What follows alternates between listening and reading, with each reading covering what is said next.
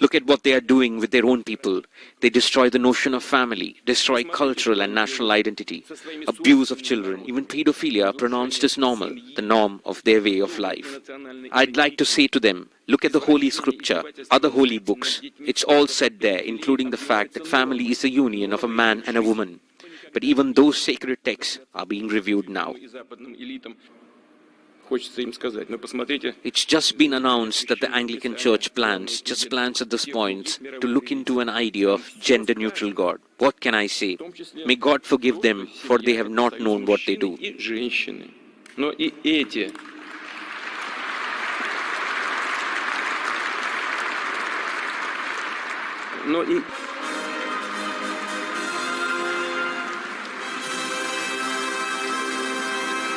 Возьмет на себя